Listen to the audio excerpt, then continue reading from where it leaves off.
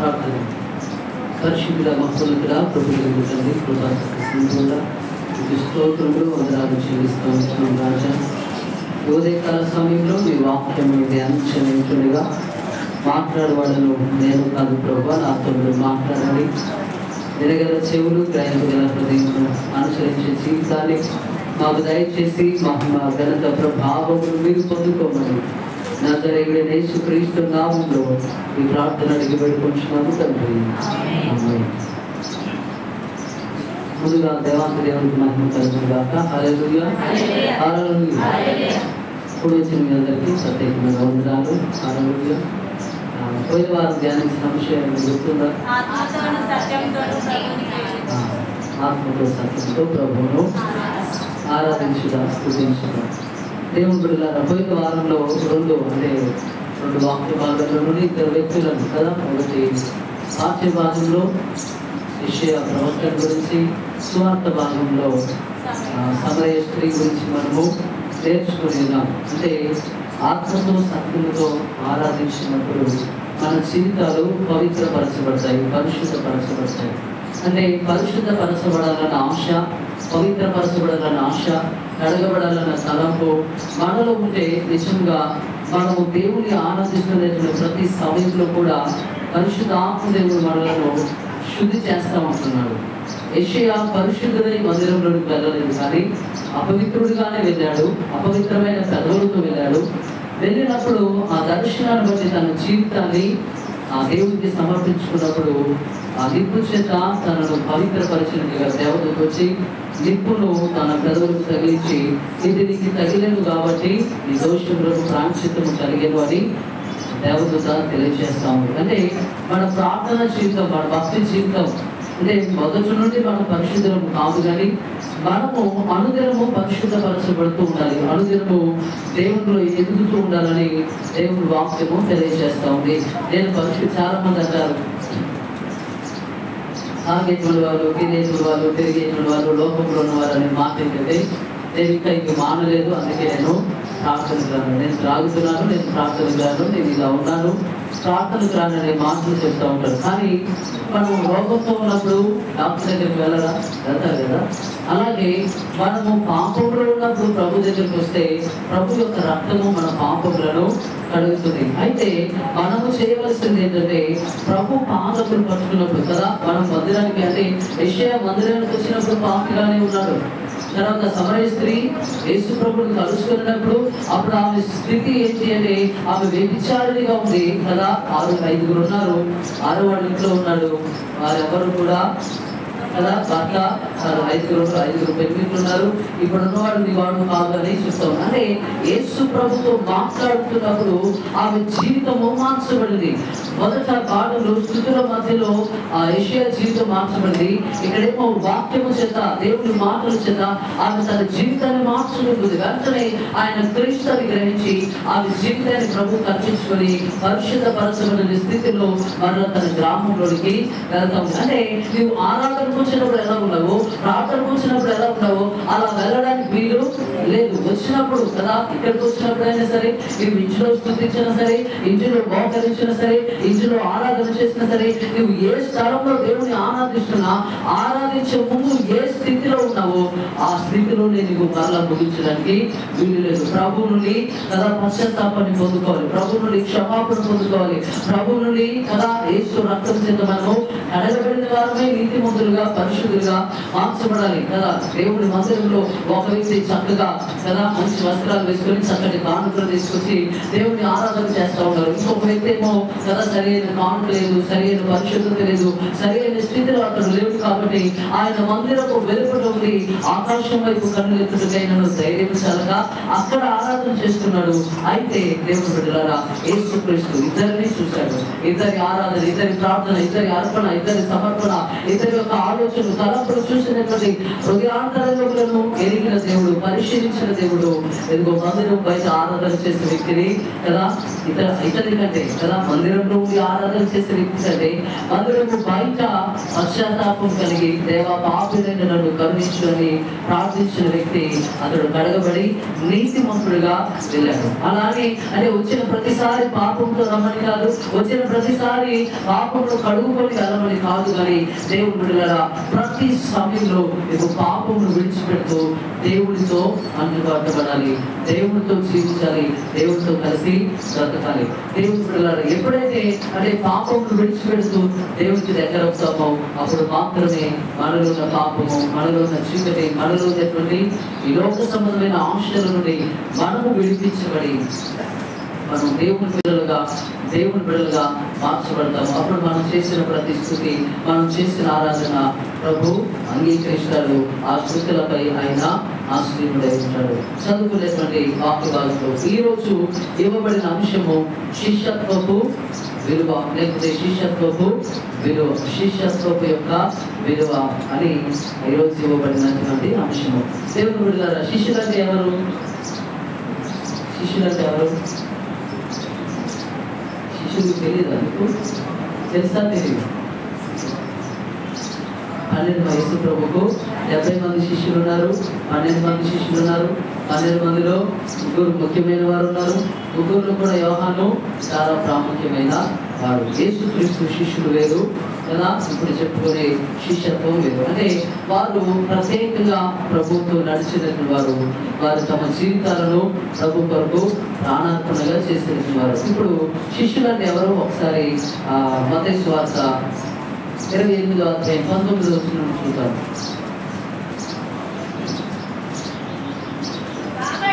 కాబట్టి మీరు వెళ్ళి సమస్త జనములను శిష్యులుగా చేయుడి, తండ్రి యొక్కయు కుమారుని యొక్కయు పరిశుద్ధాత్మ యొక్కయు నామములోనికి వారికి బాప్తిస్మం ఇచ్చు. చాలండి. హల్లెలూయా. ఇక్కడ అంటున్నాడు, మీరు సర్వలోకముకు వెళ్ళి కదా మనుషులందరికీ కదా ప్రజలందరికీ సువార్తను ప్రకటించి నా శిష్యులుగా చేయండి. అంటే శిష్యుడు అంటే వెంబడించేవాడని అర్థం. శిష్యుడు అంటే వెంబడించేవాడు. బోధకుడు చెప్పేది వినేవాడు, బోధకుడు చెప్పింది నేర్చుకునేవాడు, బోధకుడిని వెంబడించేవాడు కదా శిష్యుడని వాక్యం సెలవిస్తా ఉంది. దేవుడు ఎవరు ఆయన శిష్యులంటే ఎవరైతే తండ్రి కుమార పరిశుద్ధాత్మ నామంలో బాప్తిస్మం తీసుకున్నారో వారందరూ కూడా దేవాంతి దేవుడికి శిష్యులే, దేవాంతి దేవుడిగా శిష్యులుగా పిలువబడతా ఉన్నారు. దేవుడు ఇప్పుడు ఇక్కడున్న మనందరం ఎవరు? క్రైస్తవులమా? శిష్యులము క్రైస్తవులు. కాబట్టి అంటే శిష్యుగా ఉన్నటువంటి మనము దేవుడు మనలను తన శిష్యులుగా మార్చుకుంటున్నాడు. సంఘంలో ఉన్నటువంటి చేర్చబడిన అపోస్తల కార్యముల గ్రంథంలో 6వ అధ్యాయం 1వ వచనంలో మీరు చూస్తే 6వ అధ్యాయం 1వ వచనం, ఆ దినములలో శిష్యుల సంఖ్య విస్తరించినప్పుడు. చాలండి. ఆ దినములలో అంటే శిష్యుల సంఖ్య అంటే రక్షింపబడుతున్న వారి యొక్క సంఖ్య, విడిపించబడుతున్న వారి సంఖ్య, ప్రభు సంఘములో కలుసుకుంటున్న వారి సంఖ్య విస్తరించుతున్నది. అంటే దేవుడు శిష్యుడు అంటే పిలువబడిన వారు, రక్షించబడిన వారు, ఏర్పరచబడిన వారు, ప్రభుత్వం కలుసుకున్నటువంటి వారు, ప్రభు సంఘంలో సభ్యులైనటువంటి వారిని దేవుడు వాక్యము సెలవిస్తూ ఉంది. చదువుకున్నటువంటి మొదటి పాఠంలో దానియేలు గ్రంథంలో మీరు చూసినట్లయితే దానియేలు గురించి మనం అనేక సార్లు ధ్యానము చేస్తూనే ఉన్నాము. అనేక సార్లు దేవుడు తన వాక్యం ద్వారా మనలను బలపరుస్తూ ఉన్నాడు. దేవుడు శిష్యులకు ఉండవలసిన మొదటి లక్ష్యం ఏంటంటే ప్రత్యేకించబడడం. శిష్యులు ఉండవలసిన మొదటి లక్షణము ప్రత్యేకించబడిన జీవితం. మీరు చూసినట్లయితే ఈ దానియేలు జీవితంలో మొదటి అధ్యాయంలో మీరు చూస్తే అతడు ఒక దాసుడుగా బబులోను దేశానికి తీసుకుని రాబడ్డాడు. వారి యొక్క ఆచారాలు సాంప్రదాయాలు అతడు నేర్చుకోవాలి రాజు యొక్క ఆజ్ఞలు. కానీ అనేక మంది యూదులు, అనేక మంది యవనస్తులు, అనేక మంది బలవంతులు రాజు యొక్క సంరక్షణలో ఉన్నారు.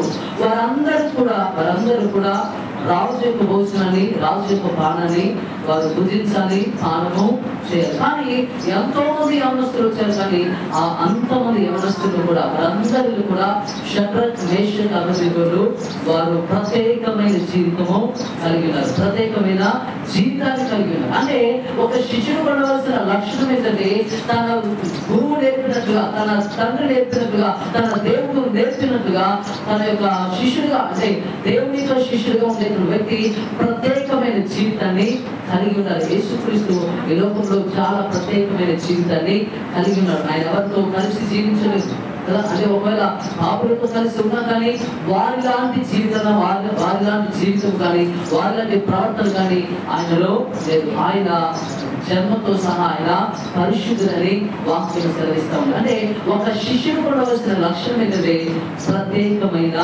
జీవితము. అపోస్తల కార్యముల గ్రంథం 2వ అధ్యాయంలో 2వ అధ్యాయంలో చూసినట్లయితే దేవుని బిడ్డలారా 40వ వచనం ఒకసారి చదవండి.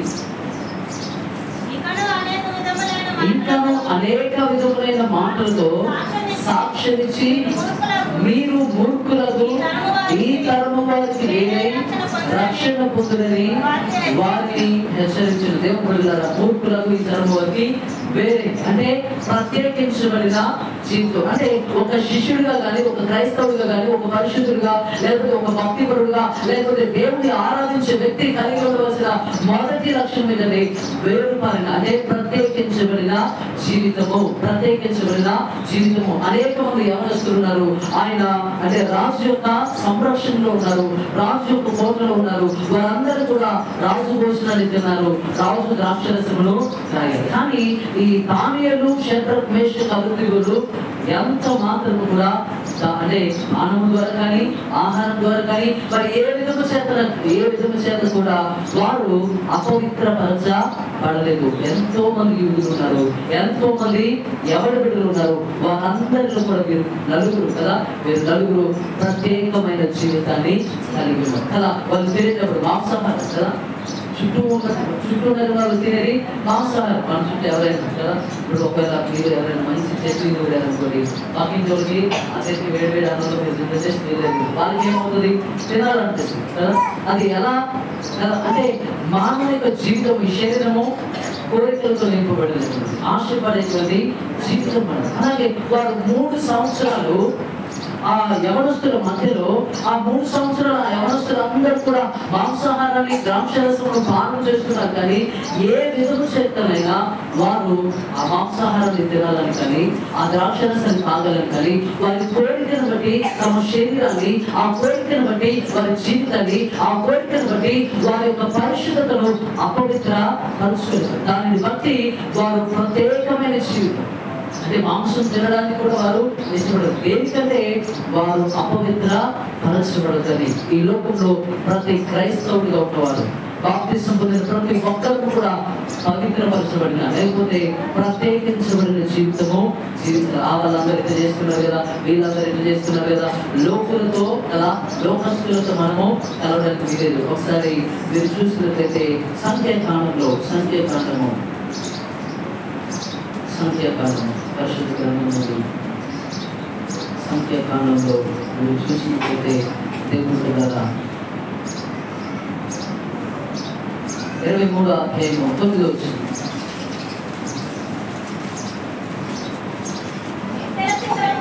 మెట్టల శిఖరము నుండి అతన్ని చూచుచున్నాను, కొండల నుండి అతన్ని కనబడుచున్నాను. ఇదిగో ఆ జనము ఒంటిగా నివసించును, జనములలో లెక్కింపబడదు. జనములలో ఒంటిగా నివసించే, అంటే ఒంటరిగా నివసించే, ప్రత్యేకంగా నివసించేటువంటి జనం. ఏంటి ఆ జనం అంటే ఇశ్రాయేలు వంశము, ఇశ్రాయేలీల బిడ్డలు. దేవుని చేత ఏర్పరచబడినారు. ఎందుకు వారు ఒంటరిగా కదా ప్రజలలో లెక్కించబడకుండా, ఎవరితో కలిసిపోకుండా ఎందుకు వారు ఉంటున్నారంటే ఆదికాండం 12వ అధ్యాయం 1వ వచనం చూడండి. ఆదికాండం 12:1. యెహోవా నీవు లేచి నీ దేశము నుండి, నీ బంధువుల యొద్ద నుండి, నీ తండ్రి ఇంటి నుండి బయలుదేరి నేను నీకు చూపించు దేశంలోకి వెళ్ళము, గొప్ప జనముగా చేసి నిన్ను ఆశీర్వదించు. చాలా హల్లెలూయా. ఇక్కడ అంటున్నాడు, నీవు జన్మించిన ఈ స్థలం నుండి, ఈ ప్రజల మధ్యలో నుండి, ఈ బంధువుల మధ్యలో నుండి, ఈ తల్లిదండ్రుల నుండి, ఈ స్వగ్రామం నుండి నీవు లేచి నేను చూపించే దేశానికి నువ్వు వెళ్ళాను. ఎందుకంటే ఇక్కడ ఉన్నటువంటి పనులు, ఇక్కడ ఉన్న ఆచారాలు, ఇక్కడ ఉన్న సాంప్రదాయాలు, ఇక్కడ ఉన్నటువంటి అలవాట్లు, ఇక్కడ ఉన్నటువంటి ఏది కూడా నువ్వు కలిగి ఉండడానికి మీరు వేరుపరచబడాలి. నువ్వు ప్రత్యేకించబడిన జీవితంలోనికి నువ్వు వెళ్ళాలి. దేవుడు ఒక క్రైస్తవుగా, ఒక శిష్యుడుగా నువ్వు ఉండాలి అంటే నీకు నాకు మొదట మనకు ఉండవలసిన లక్షణం ఏంటంటే ప్రత్యేకించబడిన జీవితం. మనం ఎవరితో కలవద్దు, ఇది కలవని అయినా పర్వాలేదు. మనం ఎవరితో కలవడానికి వీలేదు. ఎవరితో అంటే అలాగని లోకంలో వేరుకోమని అంటే మాట్లాడదని కాదు కదా, ఇంకేది చేయదని. ఏ విషయంలో నువ్వు వేరుపరచబడాలంటే పరిశుద్ధత విషయంలోనే నువ్వు ప్రత్యేకంగా ఉండాలి. దేవుని విషయంలోనే ప్రత్యేకంగా ఉండాలి. పరిశుద్ధత విషయంలో నీవు అపవిత్రపరచబడే ఏ కార్యక్రమంలో కూడా, ఏ పనిలో కూడా, ఏ నడవడికలో కూడా, ఏ స్థలంలో కూడా, ఏ ఆలోచనలో కూడా, ఏ తలంపులో కూడా, ఏ ప్రవర్తనలో కూడా నీవు వారితో కలిసి పాపంలో పడడానికి, పాపంలో పడిపోవడానికి పౌలు అంటాడు, ఇతరుల పాపంలో పాలివాడవై. అందుకే దావీదు కూడా మొదటి కీర్తనలో అంటాడు, దుష్టుల ఆలోచన చొప్పున నడవక, పాపం మార్గమున నడవక, అపహాసకుల ఉద్దేశించు దుష్టులక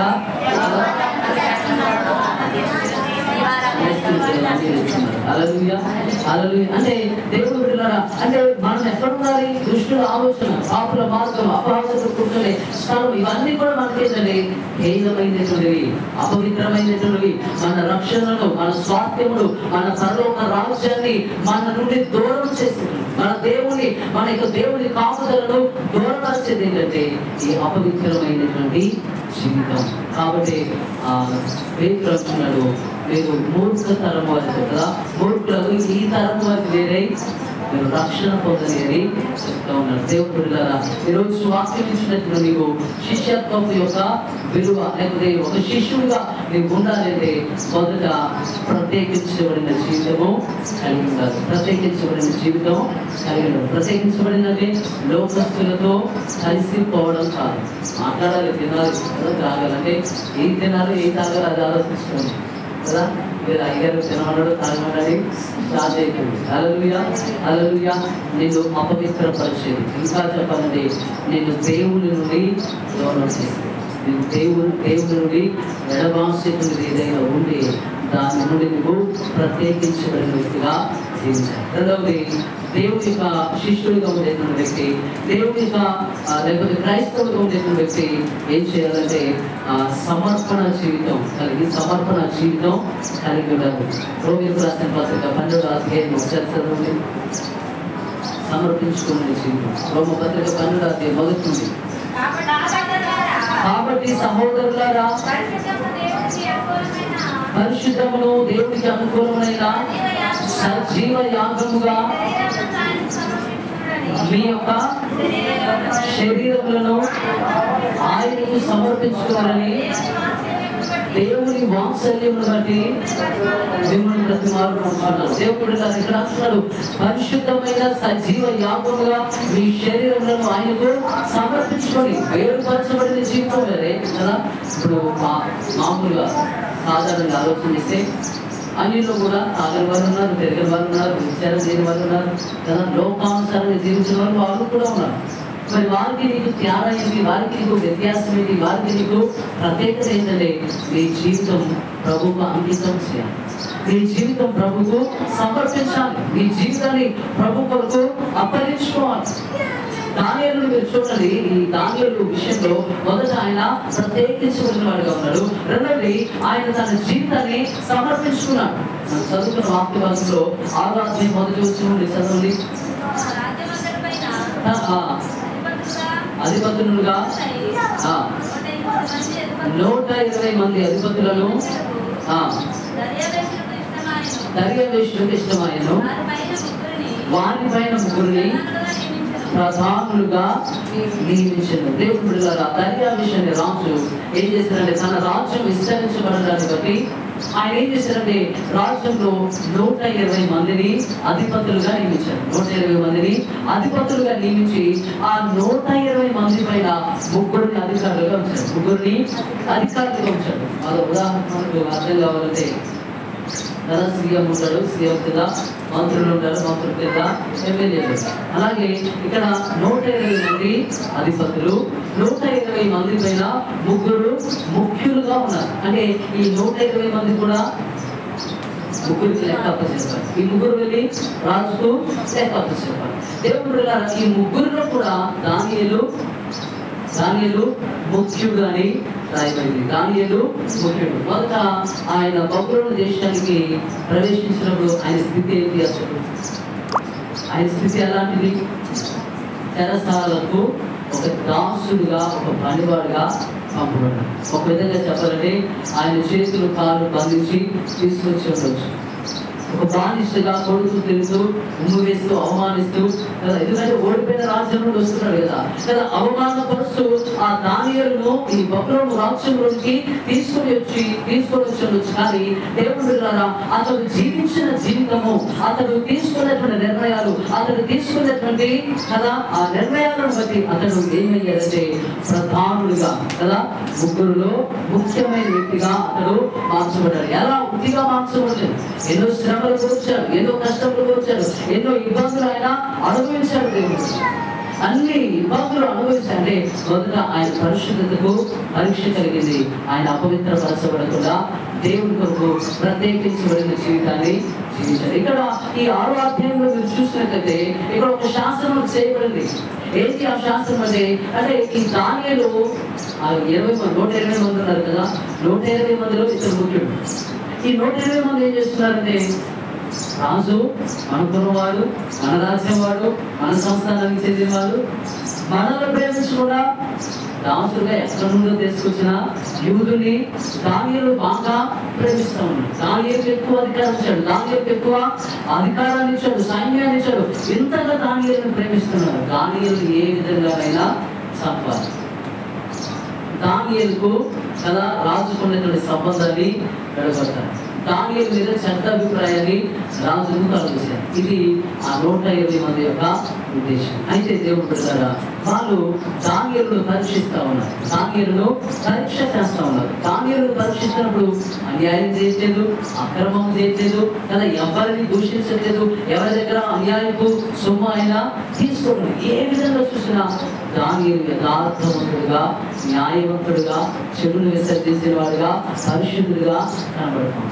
ఇప్పుడు దానియేలుకు మరణం రావాలంటే ఎలా అని ఆలోచన చేసి ఆ 120 మంది ఆలోచన ఏంటంటే దానియేలు దేవుని విషయంలో తప్ప ఎక్కడ మనకు కాబట్టి ఏం చేద్దామంటే రాజు దగ్గరికి వెళ్ళారు. వెళ్ళి రాజా, నీవు ఇంత పెద్ద రాజ్యానికి రాజు కాబట్టి మీకు ఒక సలహా ఇద్దాం అనుకుంటున్నాను. ఏంటంటే 30 రోజుల వరకు ఏ మానవుడైనా ఇంకొక వ్యక్తిని కానీ ఇంకొక దేవుని కానీ ఆరాధన చేయడానికి లేదు, ప్రార్థన చేయడానికి లేదు. ఒకవేళ అలా ఎవరైనా రాజు శాసనాన్ని అర్థమవుతుందా? హల్లెలూయా.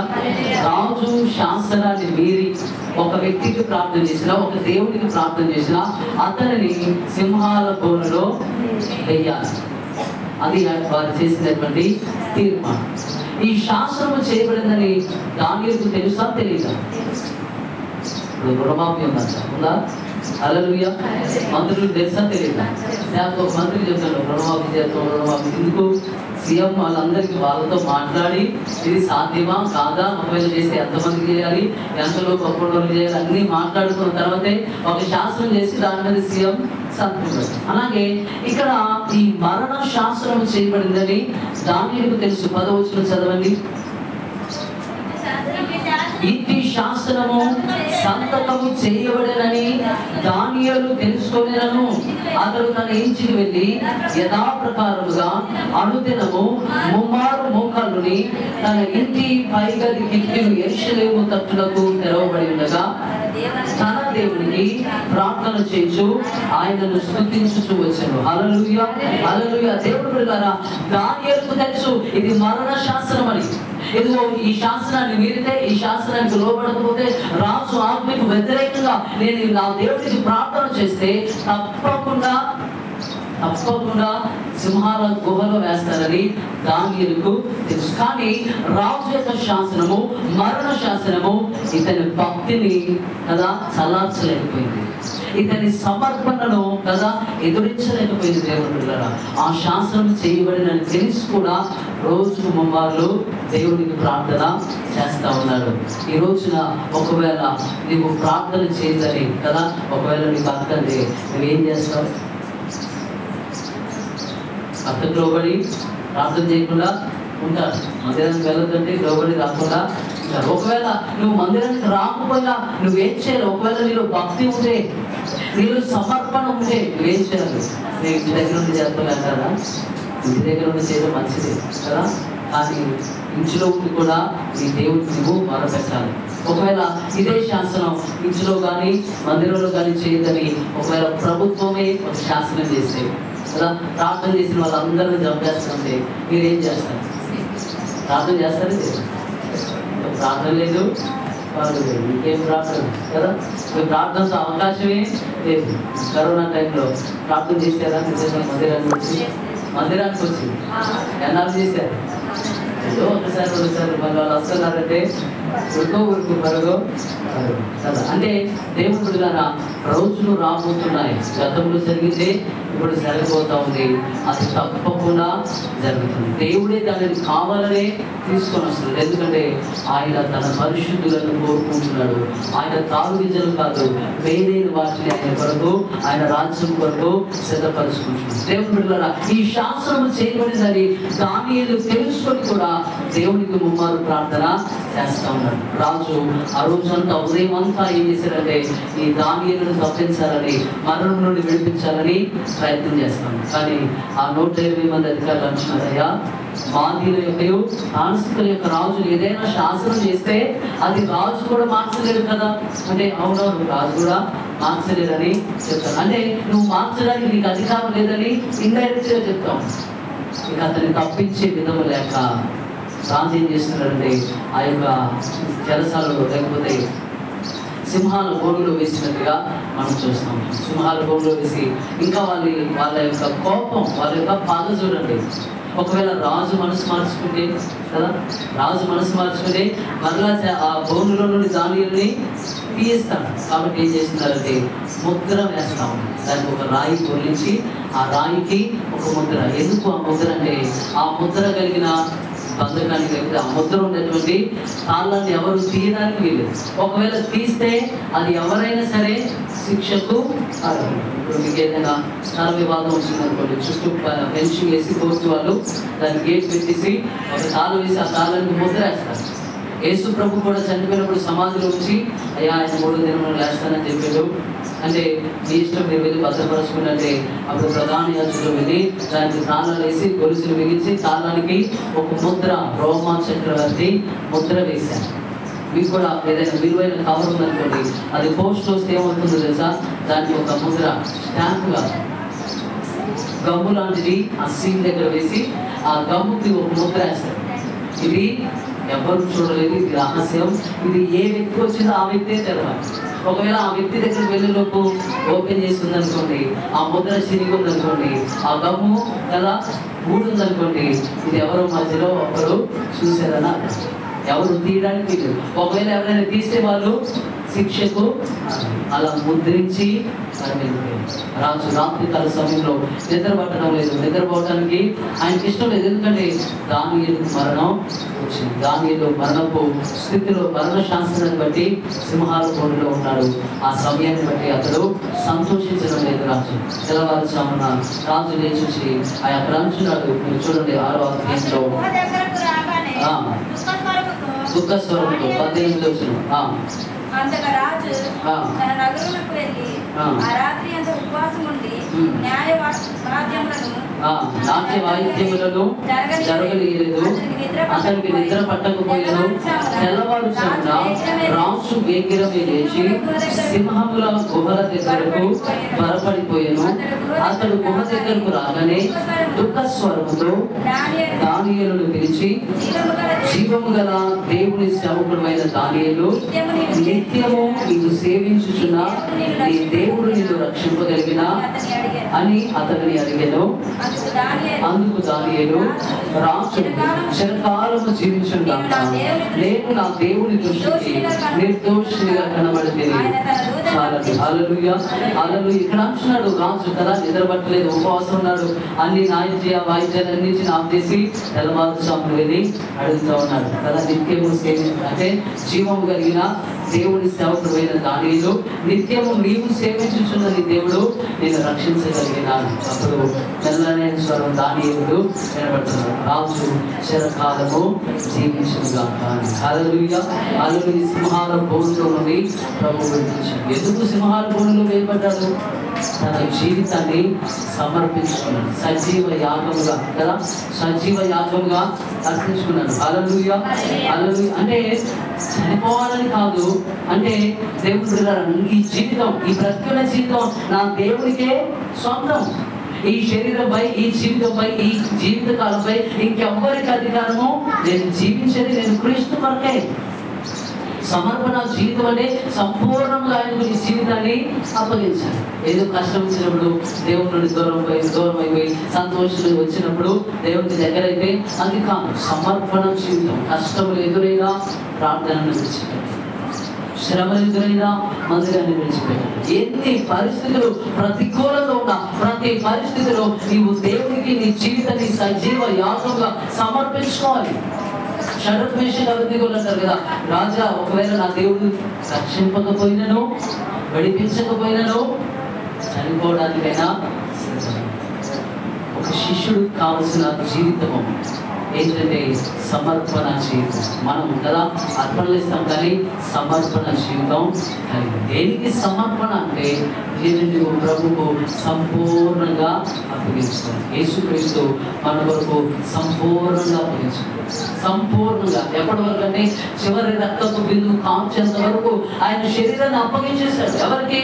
నీకు అప్పగించాడు, నాకు అప్పగించాడు, మనకు అప్పగించాడు. ఆయన నలుగుబట్టబడడానికి ఇష్టపడ్డాడు యెహోవా.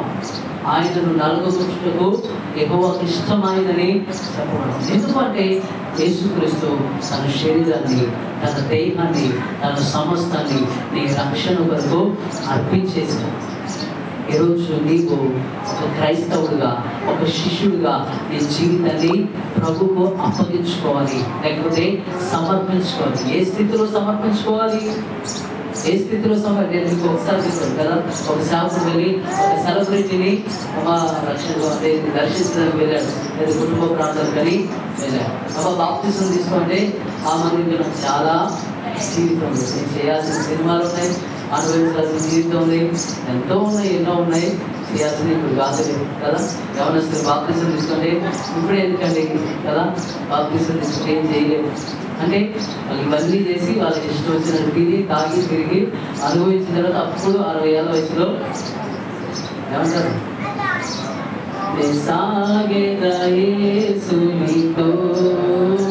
అనుకుంటా తాగదాకా తగ్గొచ్చి కదా 60 ఏళ్ళ వయసులో ఇక నేను తాగుతాయి అడ్కొస్తాం, కాళ్ళు కదలేదు, కళ్ళ దొరకదు, అవును కదా. అప్పుడు నా జీవితం అంతా ఏదయ్యా ప్రార్థన కాదు, నడవనైతే నొప్పులు వచ్చినాయి, మోకాళ్ళు నొప్పులు వచ్చినాయి, కాళ్ళు వచ్చేయాలో నొప్పులు వచ్చినాయి, రాలేకపోతుంది జీవితకాలం అంతా. ఇప్పుడు ఆ వచ్చి ఆఫీస్తే ఆయన కొంచెం తాగిన పైపు తాగను ఇచ్చారు కానీ గౌరవించి నేను ఏమనట్లేదు, నువ్వు తాగిన ఎంగిలి కాఫీ కదా, నువ్వు అపవిత్రపరిచిన నీ ఎంగిలికి నేను తాగుతున్నానని అని చెప్తాను. ఆయన అన్నాడట, నీ ఎంగిలి జీవితం పడు ప్రభుకు తెలియక ముందు ఎలా ఉన్నా సరిపోతుంది, కానీ తెలిసిన తర్వాత కదా నీ జీవితం ప్రభుకు అర్పించాలి, నీ జీవితాన్ని ప్రభుకు సమర్పించుకోవాలి. ఏ స్థితిలోనే నువ్వు అపవిత్రుడు అయితే ప్రభువును తెలుసుకొని పరిశుద్ధ పరచబడిన వాడివై, అడగబడిన వాడివై దేవుని కొరకు నీ జీవితం అప్పగించబడాలి, నీ జీవితాన్ని సమర్పించుకోవాలి. ఒక శిష్యుడిగా నువ్వు వేరుపాలిన జీవితం ఎంత అవసరమో ఒక శిష్యుడిగా, ఒక క్రైస్తవుడిగా సమర్పణ జీవితం నువ్వు కలిగి ఉండాలి. మరణం వరకు నువ్వు నమ్మకంగా మరణించేంత వరకు కదా, మరణానికైనా తెగించి నువ్వు ముందుకు వెళ్ళాలి. ఈ జీవితం నీది కాదు, ఈ జీవితం నీ కొరకు కాదు, ఈ జీవితం నీ బిడ్డల కొరకు కాదు, ఈ జీవితం నీ కుటుంబం కొరకు కాదు, కానీ ఈ జీవితము ప్రభు కొరకు నువ్వు జీవించాలి. అలాంటి పిల్లలకు భోజనం పెట్టొద్దని, భర్తకు భోజనం ఉండి పెట్టొద్దని చెప్పడం, వారికి ఇచ్చే యోగ్యత వారికి ఇచ్చే కదా, వారికి ఇచ్చే ఆధిక్యత వారికి ఇవ్వాలి కదా. భర్త ఇచ్చింది ఆయనే, భార్యను ఇచ్చింది ఆయనే, పిల్లలను ఇచ్చింది కూడా ఆయనే. వారికి ఇచ్చే సమయం, వారికి ఇచ్చేటువంటి వారికి ఇవ్వాలి. దేవుడి కొరకు నువ్వు కదా నీ సమయాన్ని వెచ్చించాలి. దేవుడి కొరకు నీ జీవితాన్ని వాడాలి. దేవుడు పాటలు పాడటానికి, దేవుడిని పని చేయడానికి కదా, స్తుతులు చెల్లించడానికి ఏదో ఒక పనిలో నువ్వు ఖర్చు అయిపోవాలి. నువ్వు కదా అరగబడుతూ ఉండాలి. మీరు అపోస్తలుల జీవితాలను చూస్తే మనం చదువుకున్నాం. కొరింథీయులకు రాసిన 2వ పత్రిక 6వ అధ్యాయంలో మీరు చూసినట్లయితే దేవుని బిడ్డలారా, అక్కడ 3వ వచనం ఒకసారి చదవండి. 3వ వచనం, మా పరిచర్య నిందింపబడుకున్న నిమిత్తము ఏ విషయంలోనైనాను అభ్యంతరం ఏమీ కలుగజేయక శ్రమల యందును, ఇబ్బందుల యందును, ఇరుకుల యందును, దెబ్బల యందును, చెరసాలలోను, అల్లరులలోను, ప్రయాసములలోను, జాగారములలోను, ఉపవాసములలోను, మిగుల ఓర్పు గలవారమై పవిత్రతతోను, దీర్ఘశాంతముతోను, దయతోను, పరిశుద్ధాత్మ వలనను, నిష్కపటమైన ప్రేమతోను, సత్యవాక్యము చెప్పుట వలనను, దేవుని బలము వలనను, కుడి ఎడమల నీతి ఆయుధములను కలిగి ఘనతల వలనను, సుకీర్తి దుష్కీర్తుల వలనను దేవుని పరిచారకులమై ఉండి అన్ని స్థితులలో మమ్మల్ని మేమే మెప్పించుకొనుచున్నాము. మేము మోసగారమైనట్లుండి సత్యవంతులము, తెలియబడని వారమైనట్లుండి బాగుగా తెలియబడిన వారము, చనిపోతున్న వారమైనట్లుండి ఇదిగో బ్రతుకుచున్న వారము, శిక్షించబడిన వారమైనట్లుండి చంపబడిన వారము, దుఃఖపడిన వారమైనట్లుండి ఎల్లప్పుడూ సంతోషించు వారము, దరిద్రులమైనట్లుండి అనేకులకు ఐశ్వర్యము కలిగించు వారము, ఏమియు లేని వారమైనట్లుండి సమస్తమును కలిగిన వారము. హల్లెలూయా, హల్లెలూయా. అర్థమైందా? ఇంత జరిగిన ఎట్లా కదా సమర్పణ జీవితం గురించి. వాళ్ళ సమర్పణ చూడండి, వాళ్ళ పరిచర్య నిందింపబడుతున్న నిమిత్తము ఏం చేస్తున్నారంటే ప్రతి విషయంలో కూడా శ్రమలు అనుభవిస్తున్నారు, ఇబ్బందులు అనుభవిస్తున్నారు, అల్లరిలోను, ప్రయాసంలోను కదా, జాగారంలోను, ఉపవాసంలోను వారు ఓర్పు కలిగి సమర్పణ జీవితం. సమర్పణ జీవితం అంటే ఈ సమర్పించుకున్నందుకే శ్రమ. అర్థమవుతుందా? మాట అర్థమవుతుందా మీకు? హల్లెలూయా, హల్లెలూయా. ఒకసారి కదా 30 రోజులు ప్రార్థన చేసుకుంటే ఏమవుతుంది? దానికి ఒక్కసారి ఆ బంగారు ప్రతిమలకు నమస్కారం చేస్తే ఏమవుతుంది? అగ్నిగుండం తప్పేది కదా, అవునా కాదు? సింహాల బోనులో వేసేవారు కాదు కదా. అంటే మరి ఎందుకు వారు అంటే ఆ ఒక్క నిమిషం మోకరించడానికి, సాగిలపడడానికి ఎందుకు సాగిలపడలేదు? ఎందుకు 30 దినములు ప్రార్థన చేయకుండా ఉండలేకపోయాడని ఆయన సమర్పించుకున్నాడు. అర్థమవుతుందా? ఇంకా మీకు అర్థం కావాలి. ఒక భర్త భార్యకి ఎలా అంటే సమర్పించుకుంటాడు, భార్య భర్తకు ఏ విధంగా అంటే ఏది కూడా రహస్యమైనది ఏది లేదు, ఏది కూడా తెలియబడినది ఏది లేదు. అంటే ఒక భర్తను భార్య అంతగా నమ్ముతుంది, భార్యను భర్తగా అంతగా నమ్ముతారు. వారిని కాదని ఇంకొక దగ్గర కదా ఇంకొక వ్యక్తికి తమ జీవితాలను పంచడానికి ఇష్టపడారు. ఇక్కడ కూడా అంటే ఈ దానియేలు తన జీవితాన్ని దేవునికి తప్ప ఏ రాజుకు ప్రార్థన చేయడం ఇష్టం లేదు, దేవునికి తప్ప ఎక్కడ మోకరించడం మనకి ఇష్టం లేదు, దేవునికి తప్ప ఇంకొకరికి సాగిలపడదు, ఇంకొక ప్రతిమకు నమస్కరించడం ఎక్కడ వారు రాజీ పడలేదు. తమ జీవితాలను సమర్పించినందుకే అగ్నిగుండంలో వేయబడ్డారు, తమ జీవితాలను సమర్పించినందుకే సింహాల గుహలో వేయబడ్డారు, తమ జీవితాలను సమర్పించినందుకే ఈ అపోస్తలుల కాపులలో కదా పేతురు కాదు యాకోబు యొక్క తల చిరచ్ఛేదనం చేయబడింది, స్టెఫను చంపబడ్డాడు రాళ్ళ చెంత కట్టబడి.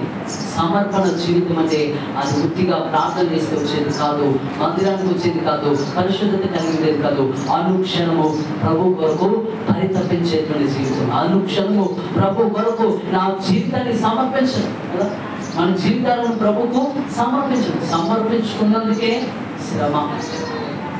ప్రభుత్వం మన జీవితాలను సమర్పించుకుంటేనే శ్రమ, లేకపోతే శ్రమ కాదు. అందులో మాకు ఏం శ్రమ లేదు. నేను అనుకుంటాను, అయితే ప్రభు నాకు ఎప్పుడు శ్రమలు రావట్లేదు, రానున్న రోజుల్లో గట్టిగా వస్తాయేమని భయమైంది. కానీ ప్రభు ఉన్నంతవరకు ప్రభుత్వనే ఉంటాం. లేకపోతే మా తాతయ్య చచ్చిపోయాడు, అవునైందా?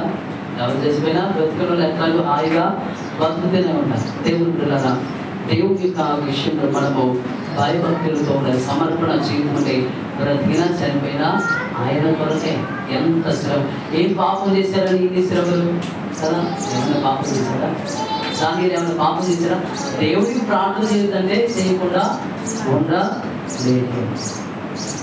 దేవుని పిల్లల పరిశుద్ధంగా ఉన్నందుకే శ్రమలు వస్తాయి, నీతిగా ఉన్నందుకే ఇబ్బందులు వస్తాయి, యథార్థంగా ఉంటేనే అవమానాలు ఎదురవుతూ ఉంటాయి. కానీ ఎక్కడా సరే ఏ విషయంలోనైనా సరే శ్రమలైన, ఇబ్బందులైన, ఎరుపులైన దేనినైనా నువ్వు సహించాలి. హెబ్రీయులకు రాసిన పత్రిక 11వ అధ్యాయం చివరికి వచ్చినారు. ఒకసారి మీరు చూస్తే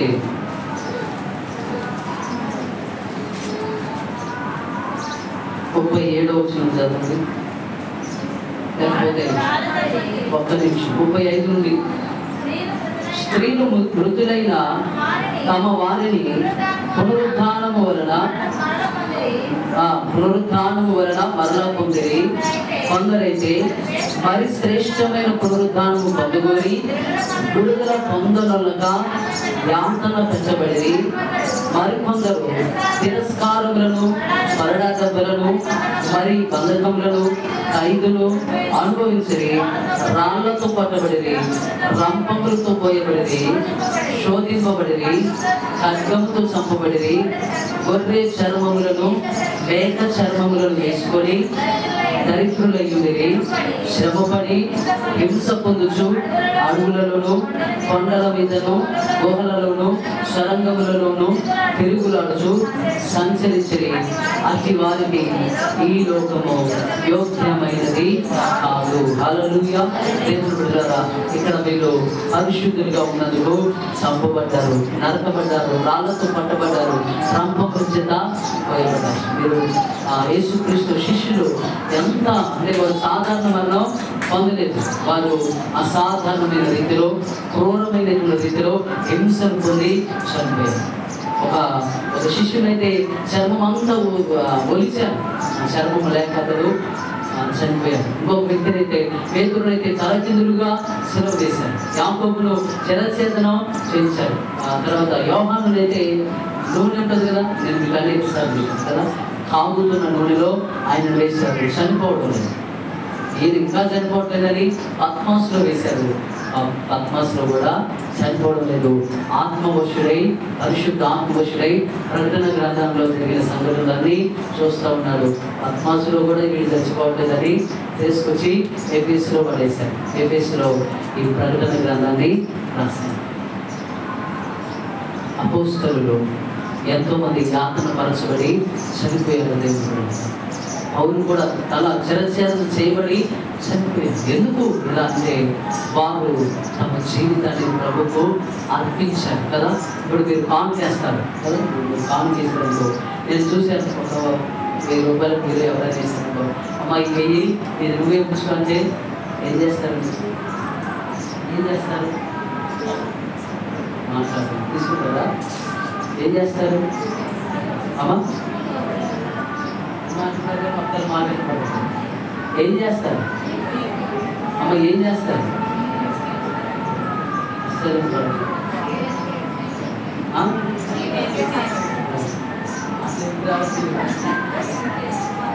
మాట్లాడు ఒకసారి కదా.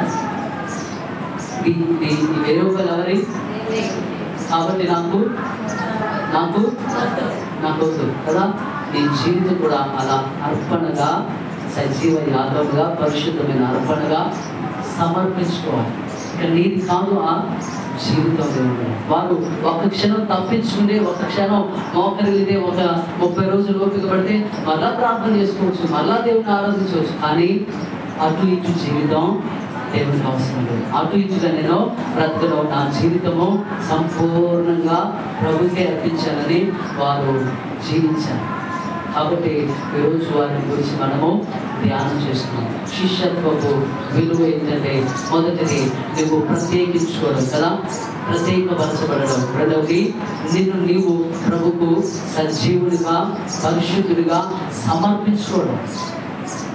సంపూర్ణంగా ప్రభుకు కొంచెం కొంచెంగా ఆదివారం శుక్రవారాలు కదా ఆలయానికి సమర్పించుకోవడం, సంపూర్ణంగా ప్రభుకు మనం దేవుడికి మన శరీరాలను మన ప్రాణాత్మ దేహ మూలులను ప్రభుకు సమర్పించుకోవాలి. రెండవగా మూడో విషయం ఏంటంటే మాదిరికరమైనటువంటి జీవితం. యోహాను మనం చదువుకునేటువంటి సువార్త భాగంలో మార్కు సువార్త 10వ అధ్యాయంలో అక్కడ ఇద్దరు శిష్యులు కదా, యోహాను యాకోబులు వచ్చి ప్రభువా ఈ కుడివైపున ఒకరు ఎడమవైపున ఒకరు కూర్చుండే భాగ్యం మాకు ఇవ్వండి కదా. ప్రభు అన్నాడు, నేను తాగి గిన్నెలో మీరు తాగరు, నేను పొందే బాప్తిసం మీరు పొందరండి. వాళ్ళు అన్నారు, మేము ఖచ్చితంగా ఈ గిన్నెలోనిది తాగుతాం, నువ్వు పొందే బాప్తిసం అక్కడ గిన్నె బాప్తిసం అంటే మరణము వేదనలు అని అర్థం. అందుకే ప్రభు ఈ చిత్తమైతే ఈ గిన్నె నా వేదన నుండి తొలగించని ప్రార్థించారు. వాళ్ళు అంటున్నారు, అయ్యా ఈ గిన్నెలోనిది మేము త్రాగుతాము, నీవు పొందే బాప్తిసం అంటే నువ్వు ఎలా మరణించబడతావు, నీవు ఎలా చిత్రహింసల చేత మరణించబడతావు, మేము కూడా మరణాన్ని పొందుతాం. దయచేసి ఆ మహిమలో కుడివైపున ఒకరు ఎడమవైపున ఒకరు కూర్చునే భాగ్యం ఇవ్వమంటే ప్రభు అంటున్నాడు, అది నా చేతిలో లేదు, అది నా ఆధీనంలో లేదు, తండ్రి తన స్వాధీనం అందించుకున్నాడు అని చెప్పాడు. చెప్పినప్పుడు సర్లే ప్రభా, ఇక అది మరి ఇష్టం, ఒకసారి జ్ఞాపకం చేసుకోవాలన్నట్టుగా. కానీ మిగిలిన 10 మంది శిష్యులు మత్సర పడుతున్నారు. ఏంటి వీళ్ళు మాత్రమే కదా శిష్యులా, వీళ్ళే అపోస్తలురా, వీళ్ళే పిలవబడ్డరా, వీళ్ళు మాత్రమేనా, మేము కాదా, మేము 10 మంది లేమా, మేము వాళ్ళకంటే వయసులో పెద్దవాళ్ళు కదా అని. అప్పుడు ప్రభు అంటున్నాడు మార్కు సువార్త 10వ అధ్యాయంలో చాలా స్పష్టంగా 42వ వచనం చదవండి. యేసు వారిని తన ఎదుట పిలిచి వారితో ఇట్లా, నేను అన్యజనులలో అధికారులని ఎంచబడిన వారు వారి మీద ప్రభుత్వము చేయుదురు, వారిలో గొప్పవారు వారి మీద అధికారము చేయుదురని మీకు తెలియను. మీరు అలా ఉండకూడదు. మీలో ఎవడైనను గొప్పవాడై ఉండకూడని ఎడల వాడు మీకు పరిచారం చేయవాడై ఉండవలెను. మీలో ఎవడైనను ప్రముఖుడై ఉండకూడని ఎడల వాడు అందరికీ దాసుడై ఉండవలెను. చాలండి. హల్లెలూయా, హల్లెలూయా. అన్యజనులలో కదా, అన్యజనులు గొప్పవారు, ధనవంతులు, అధికారం కలిగిన వారు, వాళ్ళ మీద ఏం చేస్తారు, ప్రభుత్వం చేస్తారు, అధికారం చెలాయిస్తారు. కానీ వీళ్ళు కదా శిష్యుల మధ్యలో అలా ఉండడానికి వీళ్ళే, మీరు మాదిరికరమైన జీవితం జీవించాలి. పేతురు 10వ అధ్యాయంలో అపోస్తలుల కార్యముల గ్రంథం 10వ అధ్యాయంలో అన్యజనుల దగ్గరికి వెళ్ళి సువార్త ప్రకటిస్తారు. ప్రకటించి వచ్చిన తర్వాత మిగిలినటువంటి అపోస్తలులు పెద్దలు ఏం చేస్తారంటే, మీరు చూడండి 11వ అధ్యాయంలో 11 అపోస్తలుల కార్యముల గ్రంథము 11వ అధ్యాయం మొదలు వచ్చింది.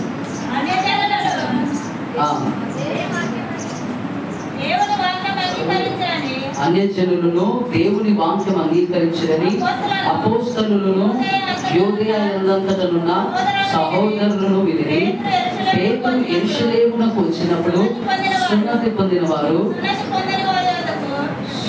పొందని వారి యొద్దకు పోయి వారితో కూడా భోజనం చేసేదమని అతనితో వాదం పెట్టుకుని, అందుకు పేతురు మొదటి నుండి వరుసగా వారికి ఆ సంగతి ఇలాగూ వివరించి చెప్పారు. హల్లెలూయా. దేవుని బిడ్డలారా, అపోస్తలులో మొదటివాడు ఎవరు? పేతురే. శిష్యులో మొదటివాడు, ప్రధానమైన వాడు, పెద్దవాడు. వయసులో అన్ని విద్యాల్లో పేతురే పెద్దవాడు.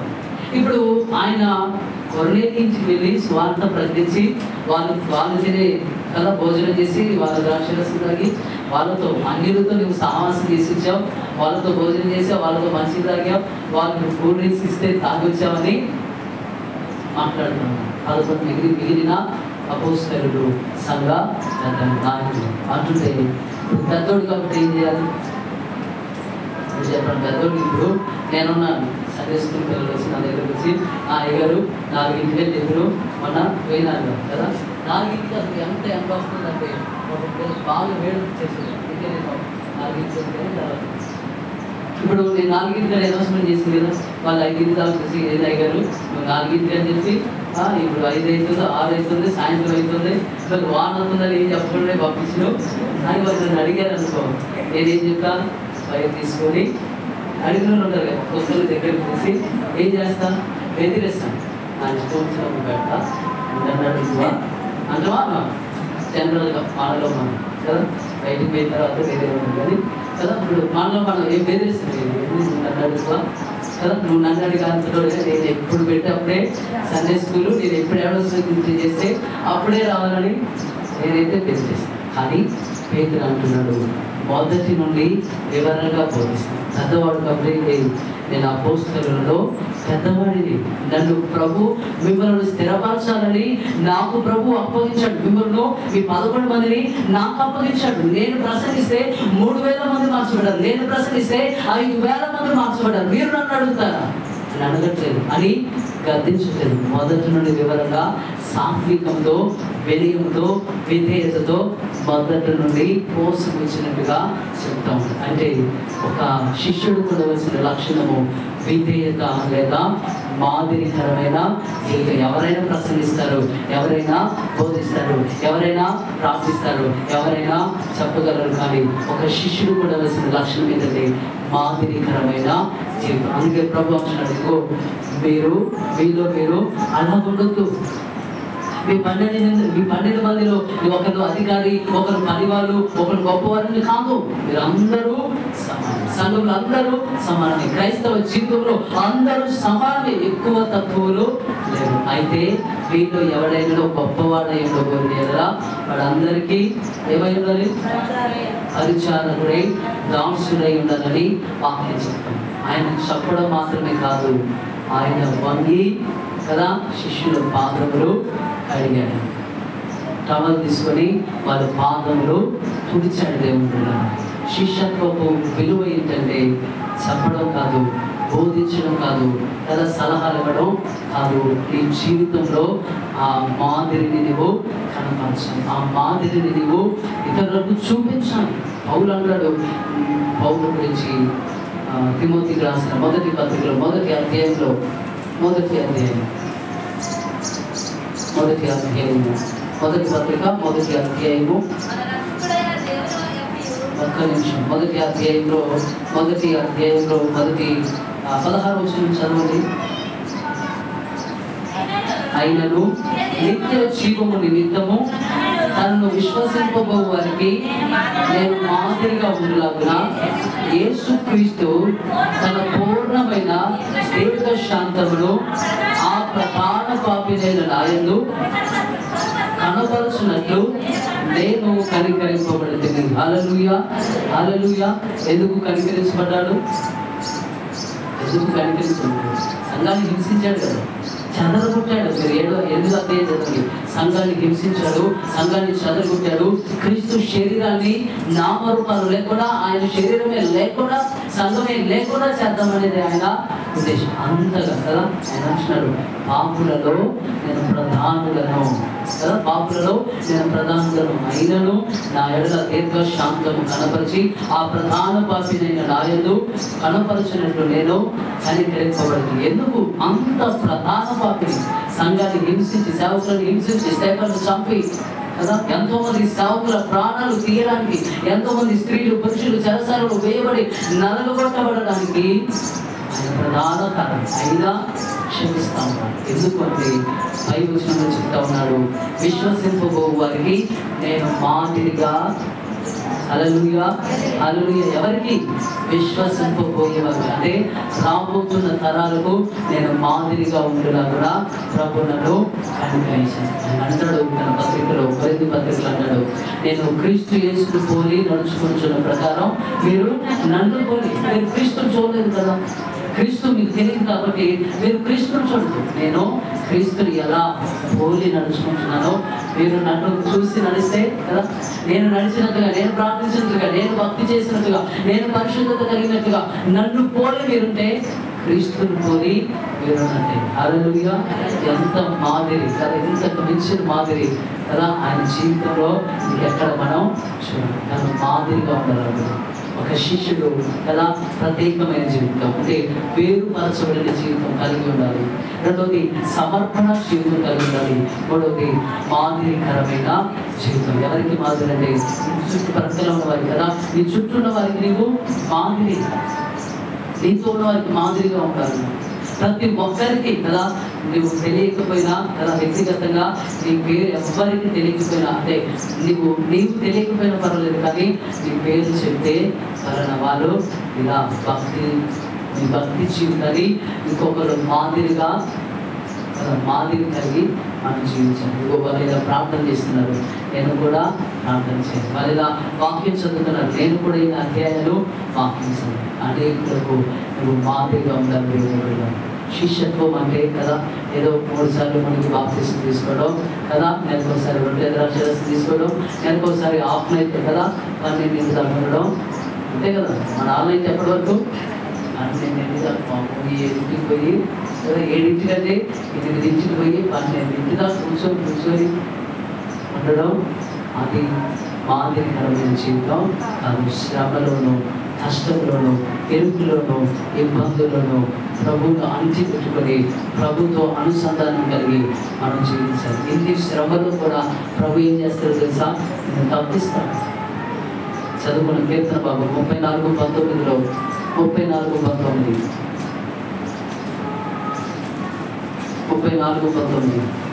కీర్తనల గ్రంథము 34వ కీర్తన 19వ నీతిమంతునికి కలుగు ఆపదలు అనేకములు, వాటన్నింటిలో నుండి యెహోవా వారిని విడిపించును. వాటన్నింటిలో నుండి యెహోవా విడిపించును. నీకు శ్రమ వస్తే ఆయన తోడు లేదు అనుకుంటున్నాడు. శ్రమ రప్పించేది ఆయన. హల్లెలూయా. శ్రమ కలుగజేసేది ఆయన, శ్రమల నుండి తప్పించేది ఆయన.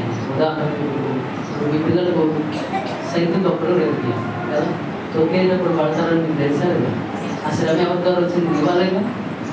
అది నాకు సైకిల్ నేర్చుకోవడం ఇష్టం లేదు, నేను నేర్చుకోవాలి అన్నగా నువ్వు ఏం చేస్తావు? నేర్చుకోవాలి. నువ్వు బండి మీద దీన్ని ఆడించేసి పొందాక సైకిల్ నేర్చుకొని బలవంతం చేసేది ఎవరు? మనమే. ఇప్పుడు పడిపోవడానికి కారణం ఎవరు? పడిపోతుంటే పట్టుకునేది ఎవరు? నీకు అంత జ్ఞానం ఉన్నప్పుడు ప్రభుకి అంత జ్ఞానం లేదా? నీతిమంతుడికి కలుగు ఆపదలు అనేకములు, ఆయనను వాటన్నింటి నుండి యెహోవా తప్పిస్తాడు, విడిపిస్తాడు, తన రెక్కల చోట నుండి ఆశ్రయాన్ని కలుగు చేస్తాడు. కాబట్టి దేవుడు బిడ్డలారా, మనందరం కూడా వాక్యానుసారంగా శిష్యత్వపు విలువ ఏంటంటే, మొదటిది ప్రత్యేకంగా ఉండడం, రెండవది సజీవ యాగంగా, పరిశుద్ధ యాగంగా మనలను సమర్పించుకోవడం, మూడవది మాదిరికరమైన జీవితం. ఎవరికైనా మాదిరిగా, మన చిన్నపిల్లలు కూడా మనకు మాదిరిగా ఉంటారు కదా. రోజు ఇచ్చినది సంఘం అంతా ప్రార్థన చేస్తే ఏమంటున్నారంటే, పేదరు రావడం ఏంటి కదా, పేదరు చెరసాల్లో ఉన్నాడు, పేదరు రావడం ఏంటంటున్నారు. కానీ విశ్వాస విషయంలో ఆమె వారికి మాదిరిగా ఉంది. పేదరు కావాలని నేను చూపిస్తా బాధ అని సంఘాన్ని డోర్ దగ్గర తీసుకెళ్ళి తలుపు తీసి పేదరును చూపిస్తాను. వయసుతో భక్తికి సంబంధం లేదు దేవుడు. కాబట్టి మనందరం కూడా ప్రత్యేకమైన జీవితము, సమర్పణ జీవితము, మాదిరికరమైన జీవితం ఈ లోకంలో కలిగి ఉండి దేవుని యొక్క యేసుక్రీస్తు యొక్క శిష్యులుగా మనం ఈ లోకంలో జీవిస్తే ఈ లోకాన్ని తప్పకుండా దేవుడు కదా మన ద్వారా అనేకులు మన మాదిరిని చూసి మనల్ని చూసి అనేకులు కూడా ప్రభువును అంగీకరిస్తారు, ప్రభువును రక్షకులుగా స్వీకరిస్తారు. మనందరం కూడా శిష్యుల వలె శిష్యత్వపు విలువ కలిగి ఈ లోకంలో జీవిస్తూ ఆయన కొరకు మాత్రమే బ్రతుకులకు దేవుడు తన కృప సహాయము దయచేయను గాక. ఆమె ప్రార్థన. పరిశుద్ధుల బహుమతుడా కృప కలిగిన తండ్రి, మీకు వందనాలు చెల్లిస్తూ ఉంటున్నాం. నేను శిష్యత్వపు విలువ చక్కగా మీ జీవితకాలం అంతా మీరు జీవించి చూపించి ఉన్నారు. దాన్ని ఏ విధంగా అన్యుల దేశములు తండ్రి అతడు తను తాను పవిత్రపరుచుకున్నాడు, తను తాను ఈ లోకానికి వేరు చేసుకున్నాడు, తను తాను అపవిత్రత నుండి దూరపరుచుకున్నటువంటి దానియేలును ప్రభు ఎంతగా హెచ్చించాం. అతడు పవిత్రపరుచుకున్నాడని అతన్ని అయా మీరు ఉన్నతమైన స్థితిని దయచేసిన దేవుడు.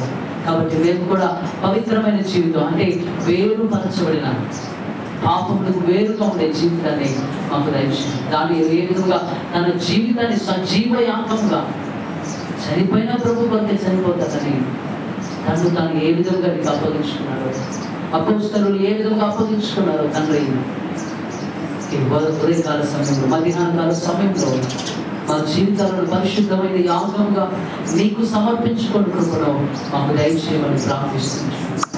అంత మాత్రమే కాదు, వేరుపరచబడడం అయాకు సంపూర్ణ యాగంగా సజీవ యాగంగా సమర్పించుకోవడం మాత్రమే కాదు, ఆయా మాదిరికరమైన జీవితం.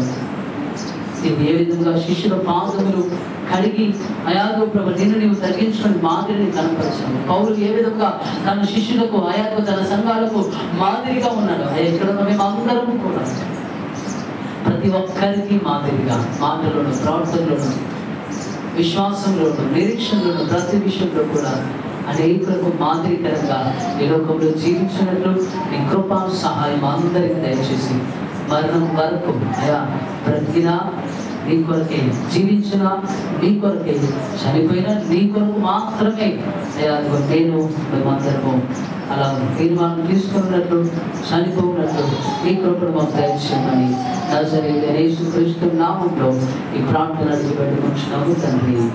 ఆమేన్.